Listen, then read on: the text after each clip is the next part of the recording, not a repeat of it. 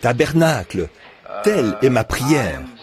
Je suis vraiment très heureux ce matin de voir l'évolution spirituelle de ce tabernacle et de voir que, comme on l'a affiché là-bas, on s'apprête à construire une nouvelle église. Je pense que c'est nécessaire. Et de veiller à ce qu'après, si le Seigneur Jésus tarde, après que nous serons partis, nos enfants devront avoir un lieu où ils pourront aller à l'église. Et nous voulons combattre pour la foi qui était transmise aux saints une fois pour toutes. Je trouve que c'est une bonne chose. En arrivant tout à l'heure, j'ajoute ici aux nombreux témoignages qu'on a déjà donnés au sujet des guérisons qui se sont opérées au cours des dernières réunions ici au tabernacle. Ils se multiplient constamment. Des témoignages de guérison, de merveilleuses guérisons miraculeuses. Je venais de déposer ma femme et mes enfants devant la porte. Et il y avait une sœur, elle est ici en ce moment, qui était si transportée de joie qu'elle en pleurait à cause du grand miracle dont son petit-fils a été l'objet là-bas, à Chattanooga, je pense. Madame Nash, qui est ici, votre petit-fils était affligé par la maladie. Et à la dernière réunion ici, je crois que le Seigneur Jésus l'a signalé et a dit qu'ainsi dit le Seigneur, c'était disparu et qu'il allait se rétablir. Et le petit gars est en parfaite santé et bien portant, en pleine forme. C'est vraiment réjouissant d'entendre ces témoignages. Puis, un jeune homme qui est présent lui aussi avait demandé qu'on prie pour Madame Stotz, qui vient de subir une opération. Les gens montrent de l'intérêt. Voyez, si personne ne désirait qu'on prie pour eux, eh bien, cela montre, tant qu'il y a cet effort, que les gens désirent qu'on prie pour eux. Alors cela montre l'intérêt qu'ils y portent. Vous voyez? Parfois, ça devient vraiment écrasant, au point que, pas écrasant, mais il y a tellement de cas qu'on est obligé de disparaître quelque part, de s'évader et de rester caché pendant quelque temps pour survivre. Par contre, je suis heureux qu'ils fassent cela. N'allez jamais croire que je n'aime pas voir les gens, parce que si personne ne désirait que je prie pour eux, où en serait mon ministère? Voyez? Mais parfois, quand vous dites, frère Branham, je ne comprends pas, quand des gens font appel à vous, là, vous vous éclipsez quelque part. Je suis obligé de le faire pour pouvoir survivre, pour pouvoir prier pour les gens. Ce n'est pas juste ici, à cet endroit, c'est partout dans le monde, vous voyez, et ce n'est réellement pas facile. Je suis sûr que vous le comprenez. Oh, qu'il fait bon être chrétien. Je ne sais vraiment pas ce que je ferais sans Christ. Et donc, de côtoyer des chrétiens, là, un peuple qui a une foi du même prix que la mienne, des gens qui croient en Dieu et qui lui font confiance, et qui croient qu'un jour glorieux, toute cette bataille, pour nous, ce sera terminé. Nous aurons la victoire, et nous serons rachetés à sa ressemblance, là-bas, de l'autre côté. J'aimerais maintenant faire une petite annonce. En effet, avec ce tabernacle qu'on s'apprête à construire et tout, nous procédons à une restructuration de notre fondation, surtout la partie qui se rapporte à moi, à mes compagnes. Depuis le début de mes réunions, quand j'ai commencé à faire de l'évangélisation, il y a bien des années de cela, au lieu de créer une fondation avec un autre groupe de gens, j'ai simplement fait affaire avec ceux que je connaissais déjà. Et de là, j'ai mis sur pied une fondation pour que toutes mes réunions se fassent sous le nom du Branham Tabernacle. Et c'est de cela qu'on s'est servi à l'Union National Bank, à New Albany. On peut verser des fonds par ce moyen-là pour qu'ils ne soient pas imposables. Autrement, j'aurais eu à payer des impôts pour toutes les sommes recueillies si je n'avais pas utilisé le Branham Tabernacle comme fondation. Bon nombre d'entre vous m'ont entendu faire cette annonce maintes et maintes fois. Je suis obligé de le faire pour pouvoir procéder ainsi. Et maintenant, nous allons mettre sur pied une nouvelle fondation. Et nous aimerions, comme beaucoup d'entre vous savent combien d'entre vous m'ont déjà entendu faire cette annonce? Annoncer que toutes les rémunérations, je les fais passer par le Branham Tabernacle. Levez simplement la main, tous ceux Bien sûr, tout le monde. C'est tout le monde. Et donc, à la fin du culte, si vous le voulez bien, j'aurai là une petite attestation que vous pourrez signer en sortant. Frère Roy Robertson aura ça avec lui, là-bas, au fond de la salle. En effet, nous allons organiser une autre fondation. La même chose, seulement, mais une autre fondation, pour que tous nos fonds et tout ce qui est recueilli pendant les réunions, pour éviter qu'ils soient imposables, ce sera placé comme d'habitude à l'Union National Bank, afin d'être géré par le tabernacle, plutôt que d'avoir une autre fondation. Parce que c'est déjà une fondation que nous avons là, au nom du Branham Tabernacle, vous voyez. Donc, une Branham ici et une Branham là, comme ça, plusieurs fondations, ça ne va pas, ça. Frère Robertson s'en chargera pour vous qui le voulez bien. Quand nous sortirons, nous en serons reconnaissants. Maintenant, ce matin, avant que nous entrions dans le service, j'aimerais dire que, si le Seigneur le veut, j'essayerai de revenir ce soir. Je n'aime pas enlever à Frère Neville ces 2 réunions, mais il m'a généreusement demandé de prêcher encore ce soir. Alors, si le Seigneur le veut, je voudrais parler ce soir sur un sujet d'évangélisation que j'intitulerai « Qui est celui-ci » Voyez, qui est celui-ci? Donc, ce matin, j'avais pensé prêcher ce matin sur un sujet de fête des mères. Et je sais que tout cet après-midi et toute cette matinée, il y aura des programmes liés à la fête des mères. Alors, je pensais un peu combiner quelque chose, parce que nous voulons prier pour les malades tout de suite après ce service. Et, comme d'habitude, nous croyons que Dieu est un guérisseur et qu'il guérit les malades et les affligés. Je sais qu'il le fait. Ça, c'est au-delà de tout doute. Et nous savons cela grâce au grand nombre de témoignages qui s'accumulent. Hier, je regardais dans un sac que frère Jean et frère Léo avaient gardé, qui contenait des témoignages qu'ils avaient recueillis. C'était un grand sac rempli de guérisons miraculeuses, extraordinaires, que le Seigneur a accompli pour les gens. Et je me suis dit, dans ce cas, qu'en serait-il si nous avions gardé une trace écrite de tout ce qui s'est produit? J'imagine que rien qu'à Porto Rico et en Jamaïque, on aurait au moins 10 000 témoignages extraordinaires de guérisons que le Seigneur a accomplies. Maintenant, avant d'ouvrir le livre, parlons à l'auteur.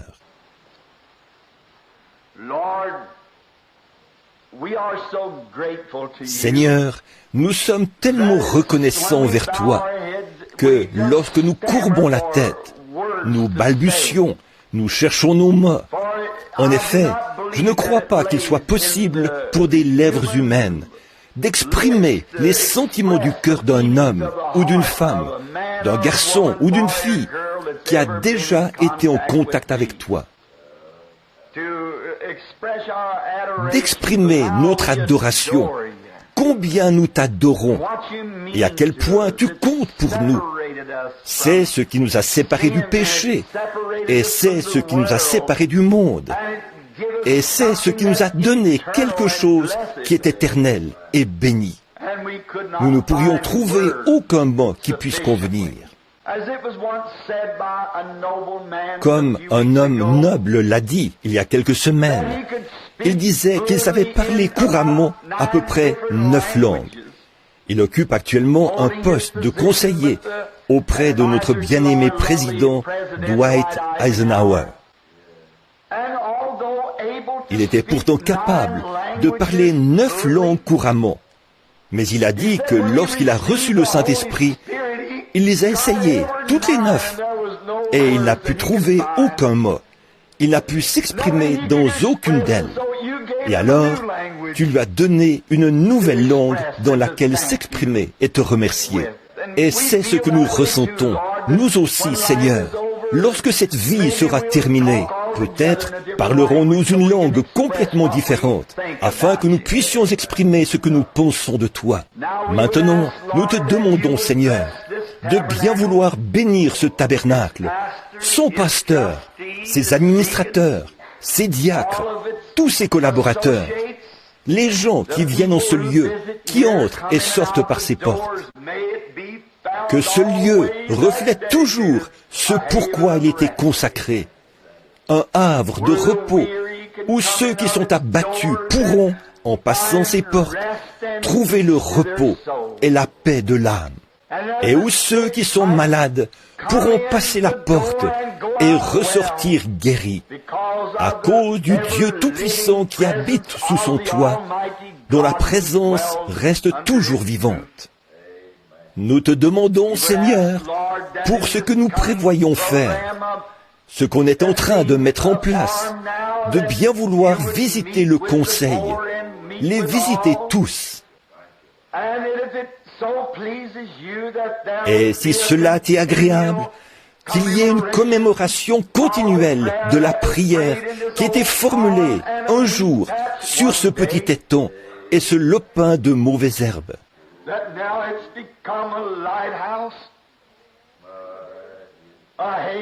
Qui est maintenant devenu un phare, un havre de repos pour ceux qui sont abattus, parce que cette prière a été exaucée. Maintenant, pardonne-nous tout ce que nous avons fait, dit ou pensé, qui était contraire à ta glorieuse volonté. Et souviens-toi, Seigneur, que ces choses ne provenaient pas de nos cœurs. Nous les avons peut-être seulement exprimées par nos actes ou par nos lèvres. Mais tout de suite, tu nous as entendus. Quand nous nous sommes rendus compte que nous avions tort, nous avons volontiers confessé ces choses. Nous ne voulons pas garder de l'iniquité dans notre cœur, car nous savons que Dieu n'exaucerait pas nos prières. Mais au contraire, nous confessons constamment nos fautes. Nous te demandons également, Seigneur, de bien vouloir répandre ta bénédiction ce matin aux quatre coins du pays, comme nous célébrons ce jour commémoratif, la fête des mères. Et que ce ne soit pas seulement un jour dédié aux mères, mais que tous les jours le soient.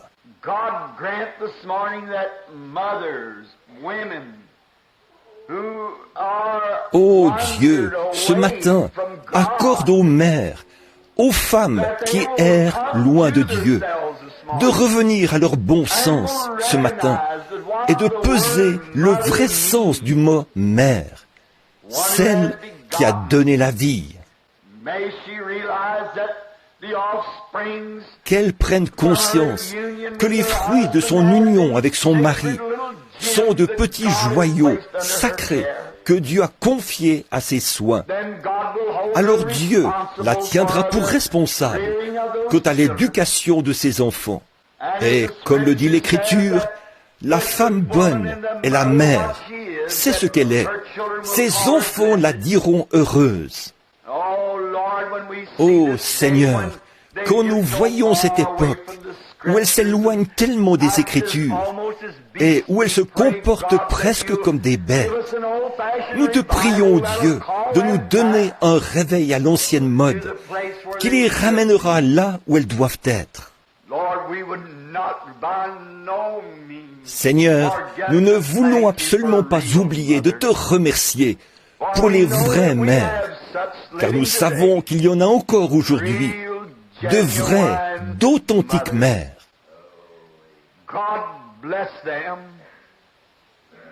Ô Dieu, bénis-les. Elles sont de magnifiques trésors à nos yeux, et nous te prions de continuer à être avec elles, Seigneur. Puissent-elles vivre heureuses et voir le fruit de leurs entrailles servir Dieu. Et nous prions, ô Dieu, pour ceux qui portent une rose blanche ce matin, ou une fleur blanche, ce qui indique que leur mère est passée de l'autre côté, a quitté ce terrain d'activité. Puisse-t-elle, Seigneur Dieu, reposer en paix, leurs travaux les suivent. Accorde-le, Seigneur. À présent, prends ta parole, Seigneur. Parle aux gens, donne-leur du réconfort, car c'est pour cela que nous nous sommes rassemblés ici, pour sentir ta présence, pour écouter ta parole et pour être bénis, et pour repartir de cet endroit de meilleurs hommes et femmes, garçons et filles, que ce que nous étions en entrant. Nous demandons cela au nom de Jésus, le Fils de Dieu. Amen. I love the reading of His blessed word. So now we shall turn this morning in the book of 1 Corinthians. J'aime la lecture de sa parole bénie. Donc, ce matin, nous allons prendre 1 Corinthiens et lire un passage du chapitre 15, en commençant au verset 1.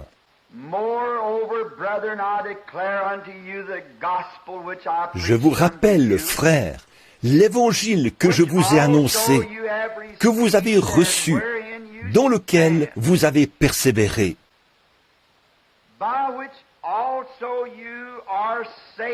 et par lequel vous êtes sauvés, si vous le retenez, que je vous l'ai annoncé. Autrement, vous auriez cru en vain.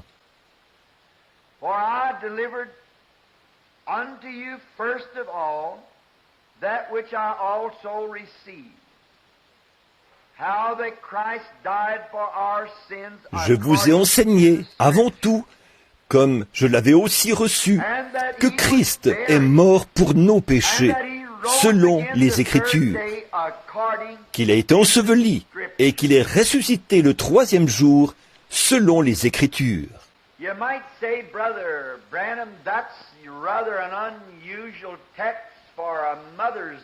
Peut-être direz-vous, frère Branham, c'est assez inhabituel comme texte pour un message de fête des mères. Bon, ça, c'est vrai. Mais vous savez, Dieu est inhabituel. Et il fait les choses d'une manière inhabituelle. Les idées qui me viennent quand je pense à une mère, et par la grâce de Dieu, la mienne ce matin est encore de ce monde avec nous. Et je suis reconnaissant pour ça, une mère. Mais comme nous devions aussi avoir un service de guérison, et que je ne savais pas que je serais là encore ce soir, eh bien, je m'étais dit que nous pourrions peut-être peindre un tableau différent.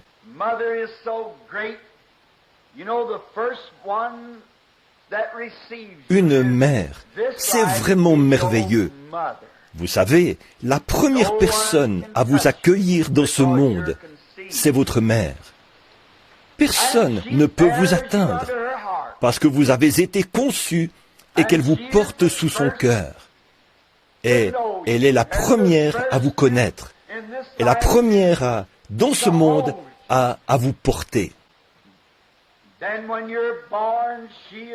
Puis, quand vous naissez, elle est l'une des premières mains à vous toucher, et c'est elle qui essuie les larmes de vos yeux.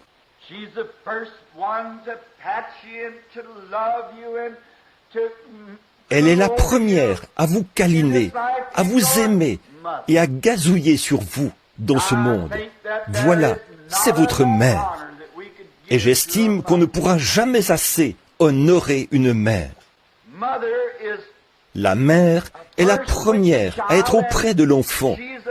Et elle est en grande partie responsable de ce que cet enfant sera, de la voie qu'il suivra. Tout dépendra du chemin que cette mère, au départ, fera emprunter à cet enfant.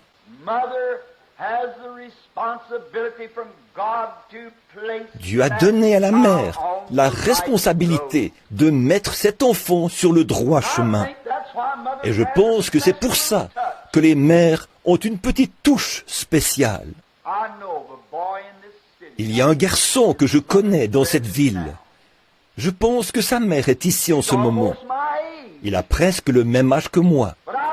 Mais je ne dis pas ceci pour faire de la peine à sa mère. En effet, elle a déjà son lot de souffrances, comme toutes les mères.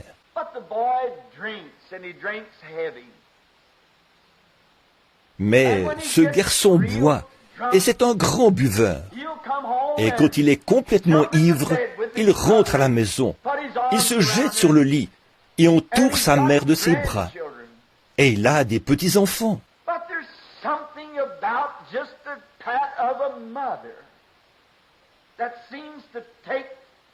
Mais la caresse d'une mère, c'est spécial. C'est quelque chose qui, semble-t-il, touche plus que n'importe quoi d'autre. J'entends, dans cette vie, d'un point de vue humain. You know, a man like Moses, if I could credit anything Vous to savez, his character, un homme comme Moïse, si je peux reconnaître quelques mérites à son caractère, c'est grâce à sa mère, une mère envoyée de Dieu. You know, it was she that had prayed. Vous savez, c'est elle, Jochébed, qui avait prié et qui avait désiré ardemment ce bébé.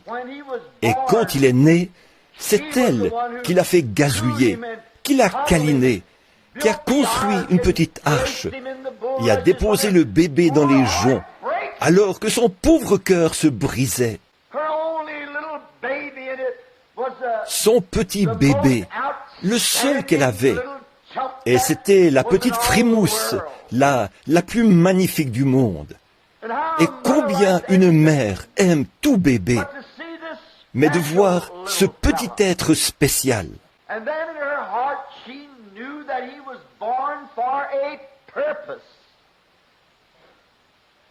Et dans son cœur, elle savait qu'il était né dans un but.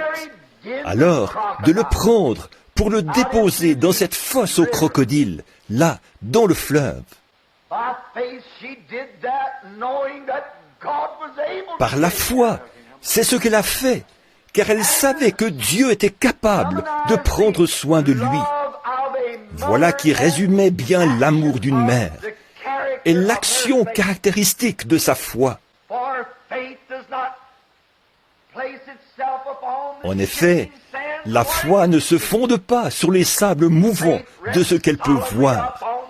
La foi se repose strictement sur le rocher immuable de la parole éternelle de Dieu. Car c'est par la foi, dit l'Écriture, qu'elle l'a fait. Et la foi peut se tenir sur le rocher, alors que le déferlement des vagues en démolit les fondements mêmes. Regardez la mort en face, en sachant qu'elle sera bientôt là. Mais la foi peut regarder de l'autre côté de la mer, à celui qui a dit « Je suis la résurrection et la vie », et ne pas même entendre le mugissement des vagues.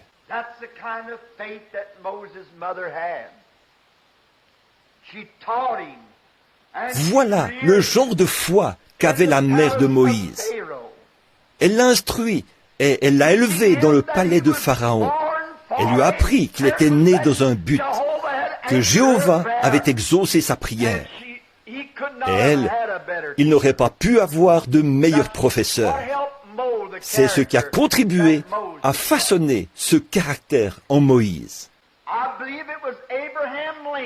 Je crois que c'est Abraham Lincoln qui un jour a fait la déclaration suivante.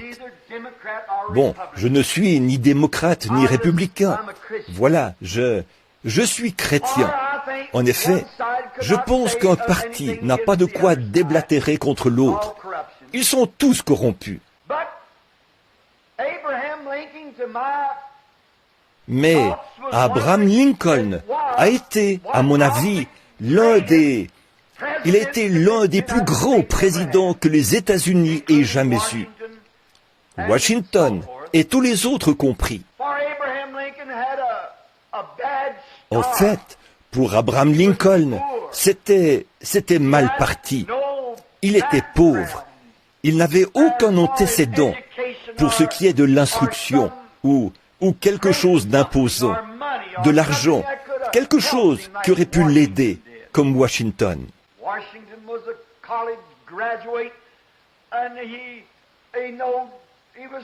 Washington avait fait de grandes études et il s'y connaissait. C'était un homme intelligent, un grand homme dès le début. Quant à Lincoln, il a grandi dans une petite cabane en rondin, au cœur des belles terres du Kentucky. Et il n'y avait pas de plancher dans cette petite cabane, qui est devenue un monument historique ici à Louisville aujourd'hui. Mais le grand homme qu'il était a dû apprendre à écrire là, sur la terre qu'il avait labourée pour y planter du maïs. Mais voici un petit message que je pourrais passer aux jeunes. Savez-vous que, de sa vie, Abraham Lincoln n'a jamais eu d'autre livre que la Bible et le livre des martyrs de Fox, jusqu'à ce qu'il ait plus de 21 ans? Voyez, ce que vous lisez façonne votre caractère, ce que vous êtes. Ce n'est pas étonnant qu'on ait une bande de névrosés aujourd'hui. C'est à cause de ces espèces de magazines de fiction et des obscénités et des absurdités qu'on place sur les étalages de nos kiosques à journaux. Lui, il avait sa Bible et le livre des martyrs de Fox. Et voyez ce que cela a fait de lui. Mais, au regard de tout cela, un jour, il a fait la déclaration suivante. Il a dit, « S'il y a la moindre chose de bien en moi, c'est parce que j'ai eu une mère pieuse. Elle l'avait élevé pour qu'il serve le Seigneur. » Voyez-vous, un enfant écoute sa mère.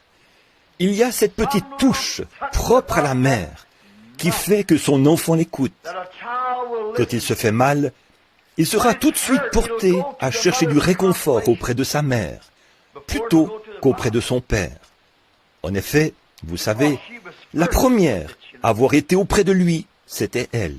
Et il y a un don que Dieu accorde à la mère, qui fait qu'elle a cette nature. Je parle d'une vraie mère, bien sûr. Je crois, effectivement, que les mères sont des femmes pieuses et qu'elles méritent d'être honorées. Mais je crois aussi que les fêtes, comme cette fête des mères, ne sont qu'un procédé malhonnête. On se fait beaucoup d'argent avec la vente des fleurs et tout ça. Or, la fête des mères, ce devrait être tous les jours. Non pas de lui envoyer un bouquet de fleurs à la fête des mères, mais de l'aimer et de prendre soin d'elle, jour et nuit, 365 jours par année. Mais, bien sûr, dans ce genre de choses, le monde du commerce a une forte emprise. Et ça dévalorise la mère. Oh, eh bien, l'an dernier, à la fête des mères, je lui ai envoyé un bouquet de fleurs. Voici ce qui lui ferait beaucoup plus plaisir. Asseyez-vous donc et causez un peu avec elle. Écrivez-lui quelques mots. Tapotez-lui doucement l'épaule. Donnez-lui un baiser sur la joue. Dites-lui que vous l'aimez. Ça lui ira droit au cœur. Bien plus que toutes les fleurs que vous pourriez acheter chez le fleuriste. C'est vrai. Je pense que c'était dans les 10 commandements, un des chefs-d'œuvre du monde cinématographique, écrit et adapté au cinéma par le regretté Cecil DeMille. Et avant sa projection officielle, ou sa sortie, Cecil DeMille a fait venir Oral Roberts, Demos Shakarian et un groupe de prédicateurs du plein évangile. Il les a emmenés dans ses studios privés et leur a fait visionner les 10 commandements, les 4 heures du film. Puis, il leur a demandé ce qu'ils en pensaient. Que Dieu ait son âme valeureuse.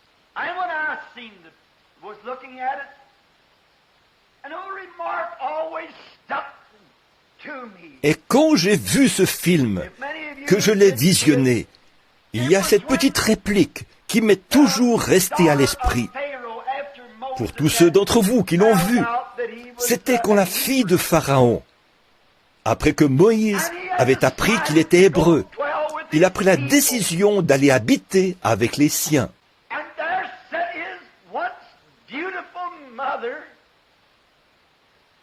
Sa mère, dont la beauté d'antan avait disparu, était là, cheveux gris, visage ridé, assise dans un vieux fauteuil, le type même de la mère.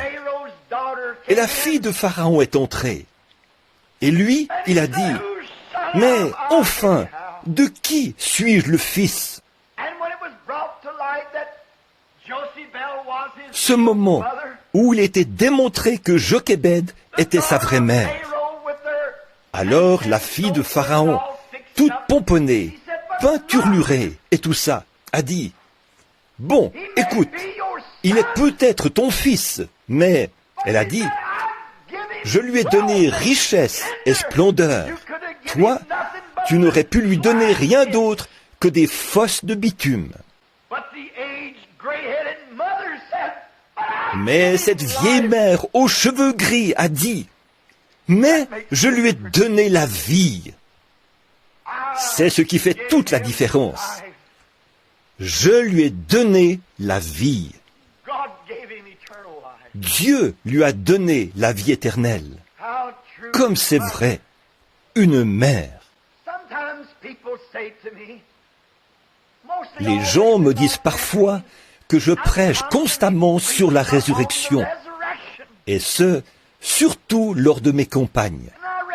Et j'ai lu ce matin un passage de l'Écriture dans 1 Corinthiens, chapitre 15, verset 4, qui portait sur la résurrection.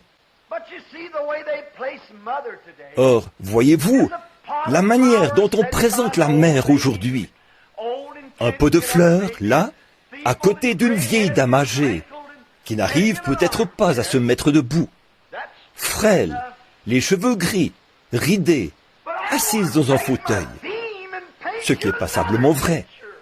Mais je veux aborder mon thème en vous peignant un tout autre tableau de ce qu'est une mère.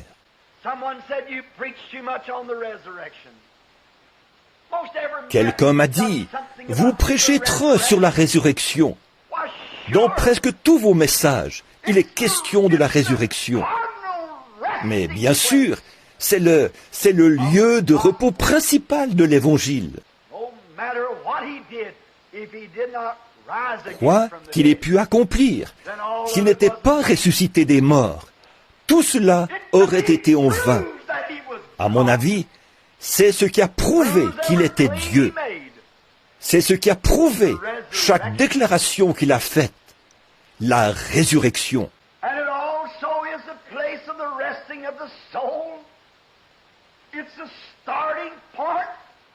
C'est aussi le lieu de repos de l'âme. C'est le point de départ. C'est le couronnement de notre consolation.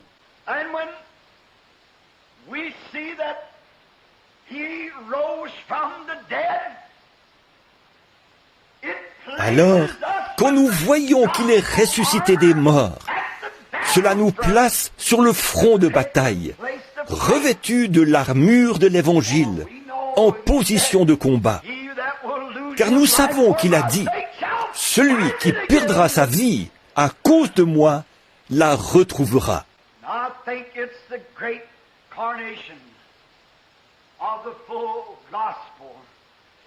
Et je crois que c'est le grand couronnement du plein évangile.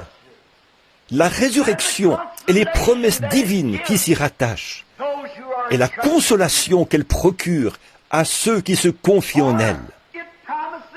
Car c'est la promesse de la glorieuse union, de notre réunion ensemble de nouveau. C'est la promesse de la disparition de tout péché. C'est la promesse de la disparition de toutes les difformités, de toutes les souffrances que nous avons eues ici, que nous avons dû endurer ici, dans cette vie. C'est la promesse de l'anéantissement de tout cela. C'est la promesse que même la mort perdra son emprise et qu'en ressuscitant, nous serons à la ressemblance de Jésus. Donc, à mon avis, la résurrection est la plus importante promesse de toutes les promesses de l'Écriture. C'est ce qui a scellé le tout. Au moment de Pâques, l'an dernier, j'ai prêché sur ces 5 choses. En vivant, il m'a aimé. En mourant, il m'a sauvé. Enseveli, il a emporté mes péchés au loin. Mais ressuscitant, il m'a justifié gratuitement, pour toujours. Voilà le grand jour pour moi. Le plus grand jour de tous les jours. Et de voir ce que cela représentera pour nous tous, cette résurrection, alors que nous sommes à l'œuvre et dans l'attente de ce jour béni, le plus grand jour de tous.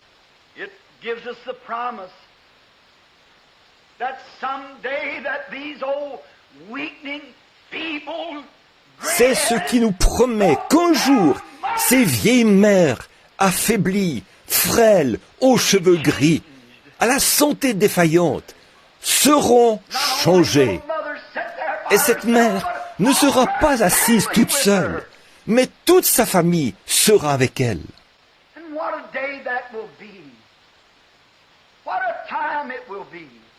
Et quel beau jour ce sera, quel temps béni ce sera, quand nous regarderons les visages de ceux que nous avons tant aimés. Quelle différence, ce matin-là, quand nous verrons nos bien-aimés, et de voir ce qu'ils seront devenus.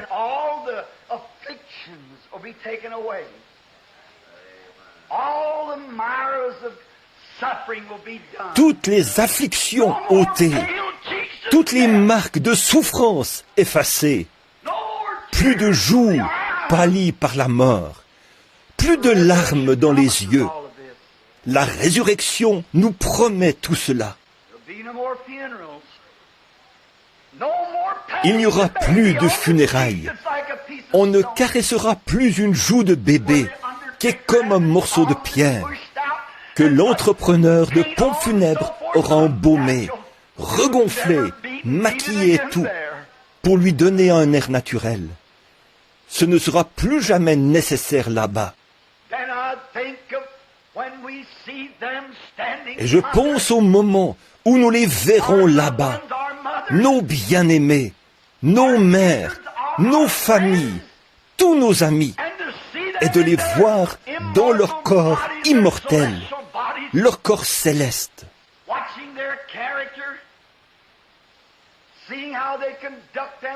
D'observer leur caractère, de voir leur comportement empreint de douceur et de calme, plus de nervosité ou de frustration, de les voir là, à l'image du Seigneur Jésus. Ce sera un jour merveilleux. Et chacun de nous, dans notre esprit, nous attendons et soupirons après cette heure de consolation, où nous les reverrons. Chacun ici pense à un être cher. Peut-être est-ce votre mère qui est décédée. Quel beau jour ce sera quand vous la reverrez. Pour votre père, votre frère et pour tous ceux qui vous sont chers, quel beau jour ce sera.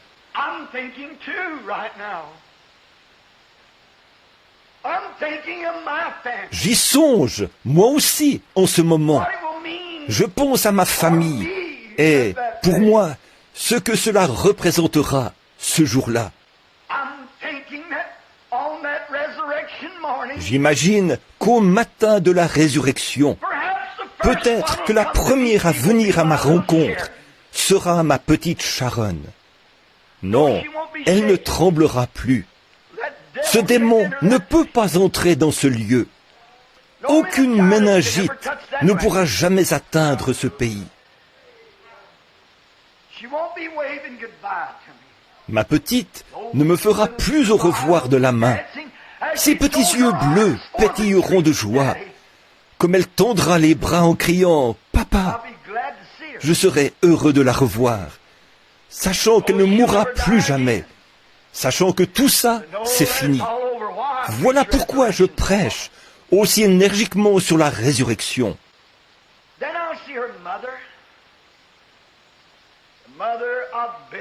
Puis, je verrai sa mère, la mère de mon garçon Billy. Et j'ai là beaucoup de souvenirs qui restent gravés dans ma mémoire. Je me rappelle le moment où je l'ai emmené, pas loin d'ici, où M. Combe, plutôt, l'a emmené, pour son dernier voyage, et je la suivais en voiture. Nous avons descendu la 7e rue, juste là. Billy avait 18 mois. On le faisait sortir et on l'amenait dans la rue pour qu'elle puisse le voir. Et étendue là, elle pleurait et regardait son bébé, mais elle ne pouvait pas s'approcher de lui. Comme nous nous rendions là-bas, l'entrepreneur de pompes funèbres qui était venu a descendu là, la 7e rue. À l'époque, maman, qui est ici, prenait soin de lui. Et il était là, dans la cour, portant un petit short, et sur la tête, une petite casquette rouge tournée sur le côté. Et là, cette mère, étendue sur la civière, à l'arrière de cette ambulance, me regardait et, quand elle a vu son bébé qui était là, dans la cour, consciente qu'elle faisait son tout dernier voyage, elle s'est redressée sur cette civière s'est mis à crier et a tendu ses mains osseuses pour prendre dans ses bras son bébé qui était dans la cour. Mais elle ne pouvait pas le tenir.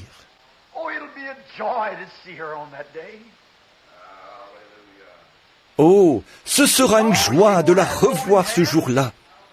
Non, elle n'aura plus les mains osseuses et ses joues ne seront plus creuses. Mais elle se tiendra là, dans la beauté céleste d'une reine du ciel et d'une mère.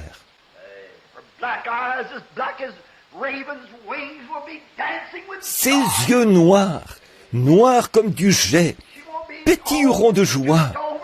Elle ne sera plus toute courbée, car ce démon de tuberculose n'entrera jamais dans ce pays. Mais elle se tiendra là, immortelle, à sa ressemblance. Je pense qu'alors, la personne suivante qui viendra à ma rencontre, ce sera Édouard, à qui nous, on donnait le petit nom de Hampi. Il était le premier de la grande chaîne à 9 maillons, la chaîne de la famille Branham. Il a été le premier maillon à céder, mon cadet. Je verrai Édouard à courir vers moi. Quand il est mort, ce n'était qu'un jeune homme de 19 ans. Et quand je le prendrai par la main, sûrement que nous aurons beaucoup de choses à nous raconter sur notre enfance, parce qu'on était très copains. Nous étions inséparables. Il me laissait porter ses habits et tout, comme le font de vrais frères. Ce sera un plaisir de le revoir. Et je l'entendrai dire quelque chose comme ceci. Avais-tu reçu mon message, Bill? Tu travaillais dans un ranch au moment où j'ai quitté cette terre. Mais à l'hôpital, je t'avais fait parvenir un message. Dites à Bill que tout va bien. Je serai heureux de dire, oui, j'ai reçu ton message, là-bas, dans la prairie. Puis, je pense qu'ensuite viendra mon père. Il a été le maillon suivant à partir. Et non, je crois que le maillon suivant, c'était Charles, un de mes petits frères. Il a eu un accident d'automobile quand il n'était qu'un jeune garçon. En marchant, il traînait toujours sa jambe droite. Mais, vous savez, quand je le verrai, il ne traînera plus sa jambe. Tout cela aura disparu. Il se tiendra là, dans la splendeur d'un jeune homme. Et, tout sourire, il me dira quelque chose comme ceci. Il dira, oui, Bill, il n'y a pas d'accident ici. Et je me rappelle que le soir qui a précédé mon décès, dans cet accident d'automobile, tu m'avais parlé, debout, sous le porche de notre modeste petite maison. Et je la vois d'ici, en ce moment. Tu m'avais parlé du Seigneur, quelques heures seulement avant mon départ. Et tu étais en chair, en train de prêcher, quand je suis parti.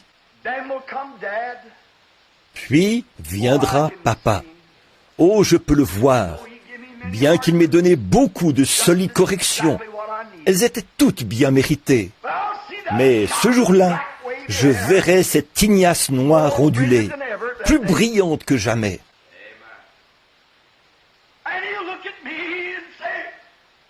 Il me regardera et dira, « Mon garçon, tu sais, ici, papa ne se lèvera plus jamais de table, affamé, pour que ses enfants aient quelque chose à manger. Parce qu'ici, c'est l'abondance. On ne manque jamais de rien ici. De le voir, lui qui travaillait pour 50 ou 75 cents par jour, il se levait de table pour que ses enfants puissent manger et le retourner au travail. Et il travaillait si dur que le soleil lui brûlait le dos et maman devait lui découper la chemise avec des ciseaux pour la lui enlever. Je l'entendrais dire quelque chose comme ceci. Bill, tu te rappelles le soir où toi et frère George êtes venus prier pour moi, comme je m'en allais? Tu sais, j'ai dit à maman qu'il y avait 2 anges blancs qui se tenaient près du lit et un ange rouge au pied du lit. Et l'ange rouge cherchait à me prendre, mais l'ange blanc s'est interposé. Finalement, Ils m'ont emporté à la maison. Alors, le maillon suivant à partir ou qui est parti viendra Howard. Je verrai Howard. Nous avons parcouru tout le pays ensemble. Nous étions très copains. Il était appelé au ministère. Belle personnalité. Mais les gens qu'il fréquentait ont été un obstacle. Quand on s'est parlé pour la dernière fois, il a dit « Quand je partirai, Bill ?» Dans une vision, je l'ai vu partir, environ 4 ans avant son décès. Je lui ai dit que j'avais vu papa faire une marque sur sa tombe et dire que c'était lui le suivant. Et il a dit « Il y a une chose que je voudrais que tu fasses pour moi. » Il a dit « J'ai gâché ma vie. J'ai été marié et tout. Je ne sais pas ce qui s'est passé. » J'ai dit « Crois-tu en lui, Howard ?» Il a dit « De tout mon être, je crois en lui. » Environ 2 ou 3 jours avant son décès, il s'est réconcilié avec Dieu en présence de Frère Neville et de ceux qui étaient là. Donc, il a dit « Il y a une chose que je voudrais que tu fasses. Quand je serai parti, Bill, demande-leur de chanter pour moi. Il comprendra et dira « C'est bien. » Je crois qu'avant de serrer la main de Howard, je l'entendrai, il s'arrêtera, regardera vers moi et dira « Bill, il a compris. » Après cela, viendront frère Seward, frère Frank Breuil, frère George Dehark.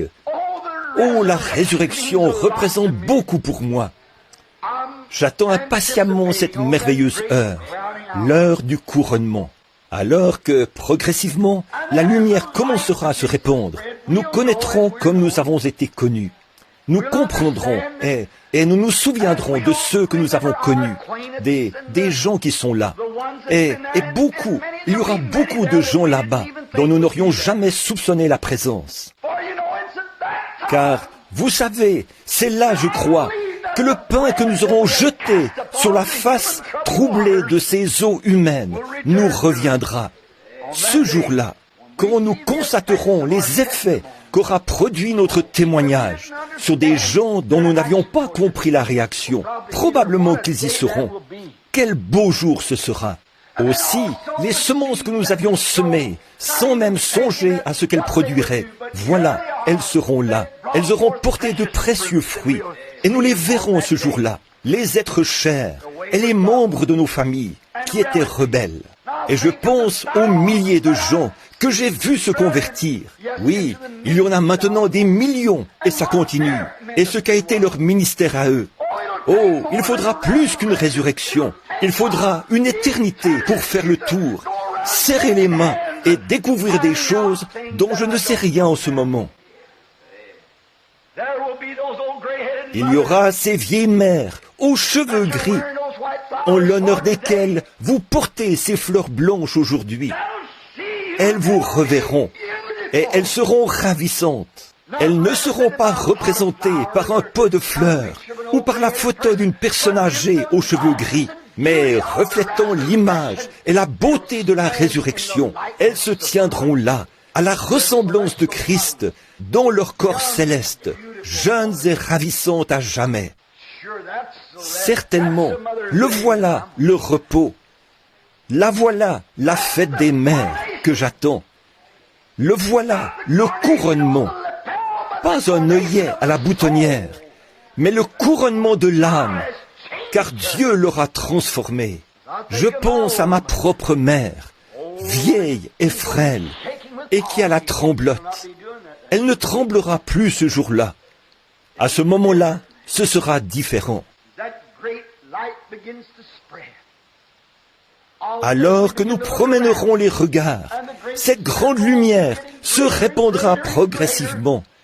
Ce grand cercle deviendra de plus en plus grand.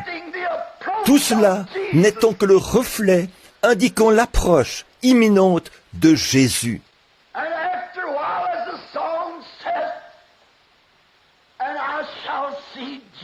Après un moment, comme le dit le chant, enfin je verrai Jésus. Il m'attendra. Jésus, si bon, si fidèle, sur son trône magnifique, À la maison, il m'accueillera. Après ce jour terminé, là, quand nous le verrons, nous ne serons plus comme nous sommes maintenant. Nous saurons l'aimer davantage. Nous ne resterons pas en arrière, un peu craintifs, car nous serons semblables à lui. Il sera alors pour nous un proche parent, bien plus qu'il ne l'est maintenant. Nous le comprendrons mieux. C'est que, dans ces corps mortels, nous sommes si éloignés. Là, nous aurons un corps semblable à son corps glorieux. Nous saurons l'adorer.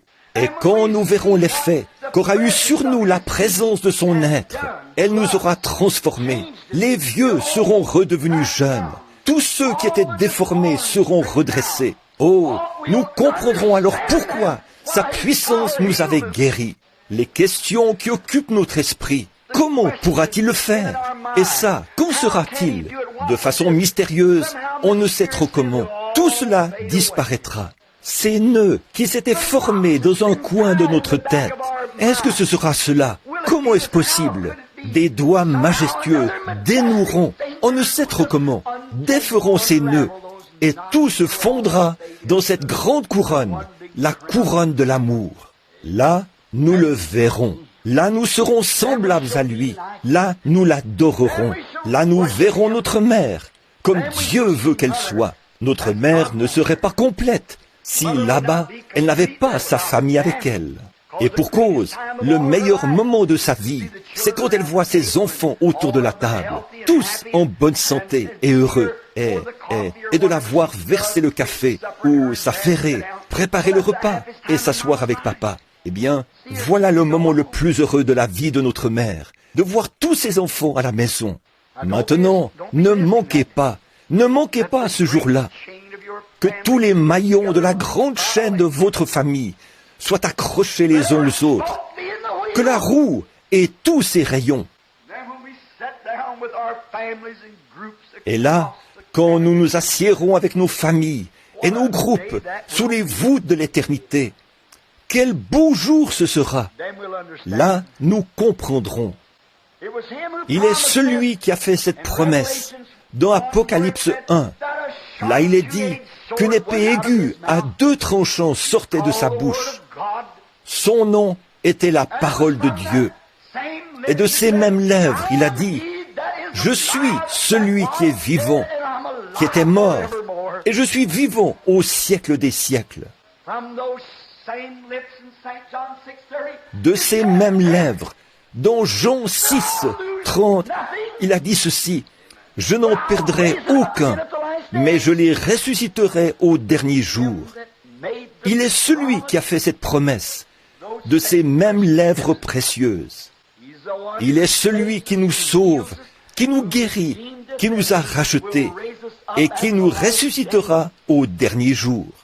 Si vous êtes ce petit maillon faible, disjoint, en retrait de cette grande réunion de famille qui aura lieu ce jour-là, puisse le Dieu du ciel, de quelque façon mystérieuse, ce matin, défaire ces petits nœuds qui se sont formés dans votre esprit et vous révéler l'amour qu'il vous porte. Et puissiez-vous vous approcher de lui avec douceur pour le servir. Pendant que nous pensons à ces choses, prions. Juste avant de prier, pendant que vous avez la tête inclinée, je vais vous poser une question. Voulez-vous, en cette fête des mères, lui consacrer de nouveau votre vie, alors que nous sommes dans l'attente de cette résurrection? Voulez-vous lever la main vers lui, pendant que tout le monde, que Dieu vous bénisse? Y aurait-il un pécheur ici présent, quelqu'un qui peut dire, « Ô Dieu, je ne me suis pas encore rattaché à ce maillon. Je suis celui qui manquera, qui ne sera pas là quand maman cherchera partout dans la gloire. Je n'y serai pas, parce que je ne me suis pas encore réconcilié avec Dieu. Je n'ai pas en moi l'espérance de la vie éternelle. Mais aujourd'hui, je désire le faire. Voulez-vous lever la main pour dire, priez pour moi, frère Branham, en ce moment. Je veux qu'on ait une pensée pour moi dans la prière, car j'ai des bien-aimés de l'autre côté de la mer de la vie, et je désire les revoir. Levez la main. Ou bien quelqu'un qui est rétrograde et qui désire revenir aujourd'hui, dire « Seigneur, je me consacre de nouveau à toi. Je viens renouveler mon alliance avec toi. » Voulez-vous lever la main?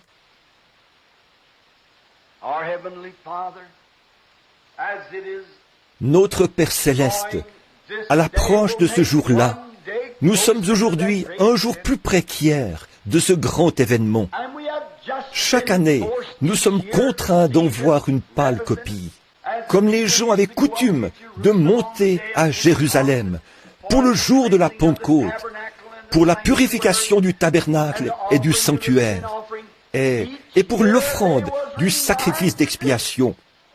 Chaque année, quand cet agneau mourait là-bas, cela leur rappelait qu'un jour, l'agneau de Dieu allait mourir pour ôter le péché.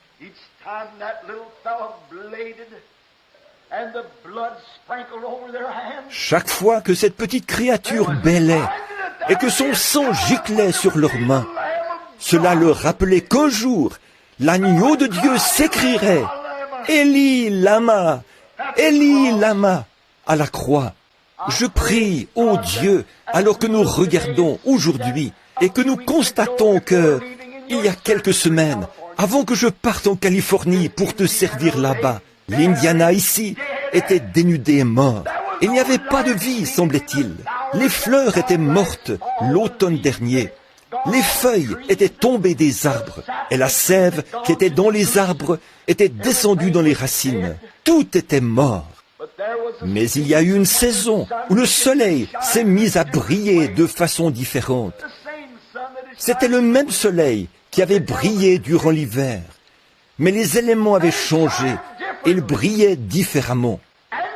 Avec le concours de ces éléments, le soleil a brillé et grâce à lui, la vie a rejailli partout.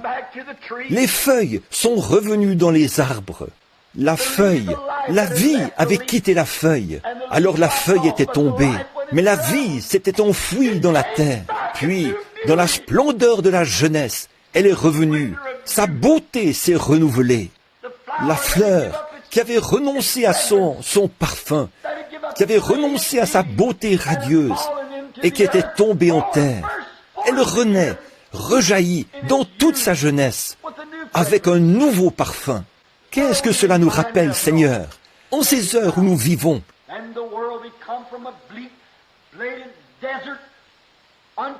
D'un désert morne, blafard, le monde s'est transformé en un paradis de beauté. Les abeilles et les oiseaux chantent. Il y a de la joie partout. Les arbres dansent au gré du vent chaud du printemps. La chaleur et la joie sont revenues sur la terre grâce au soleil. S-U-N.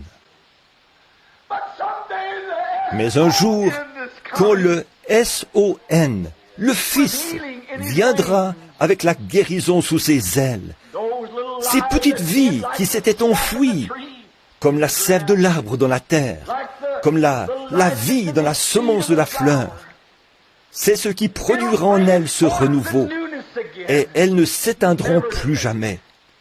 Oh, combien nous te remercions pour cela. Beaucoup de mains se sont levées ce matin. En effet, ces gens savent que là, de l'autre côté du voile, il y a quelque chose. Ils brûlent d'envie de revoir leur mère. Ils brûlent d'envie de voir leurs bien-aimés et ceux qu'ils ont connus et de saisir tous ces mystères. Comment ils se sont retrouvés là, au fil du temps. Tout cela se trouve derrière le voile caché. Et un jour, tu viendras. Ces gens ont levé la main. Ils veulent être sûrs, Seigneur. Ils renouvellent leur être. Et c'est ce que je fais aussi. À présent, aide-nous, Seigneur. Renouvellons-nous la foi et la force. Alors que nous sentons que le Seigneur est proche, et ces 40 dernières années ont vu une nouvelle Pentecôte éclater sur la terre, l'Esprit a commencé à révéler des choses. Nous en sommes maintenant au dernier signe, juste avant la venue. Nous savons que le Seigneur est bientôt proche, et nous voyons les malades guérir de leur maladie, ce qui est un mystère aux yeux du monde. pendant 2000 ans, depuis le temps des apôtres. Mais voici que ces choses font de nouveau leur apparition. Des prophètes paraissent, des anges apparaissent. Il y a des signes et des prodiges. Qu'est-ce? La résurrection qui approche. Le S-O-N, le Fils arrive. Fais que nous soyons prêts, Seigneur. Fais que nous nous attachions à chaque promesse divine. Que nous ne nous préoccupions pas de ces petits nœuds accumulés par la science et tout ça, qui déclarent que ça ne peut pas arriver. Qu'ils commencent à se défaire ce matin, grâce à l'immortel, alors qu'il fait vibrer toutes ces paroles de la Bible de Dieu, comme un instrument bien accordé, chantant au rythme de « Je suis celui qui était mort et qui est vivant au siècle des siècles ». Encore un peu de temps, et le monde ne me verra plus, mais vous, vous me verrez, car je serai avec vous, et même en vous, jusqu'à la fin du monde. Et dans les derniers jours, dit Dieu, je répandrai mon esprit sur toute chair. Il y aura des signes et des prodiges. Les vieillards auront des songes, et les jeunes gens auront des visions. Le signe de la pluie de l'arrière-saison et du temps de la fin. Fais que nous en ressentions les effets parmi nous ce matin, Seigneur, et que notre foi soit fermement ancrée, car nous le demandons au nom de Jésus. Amen.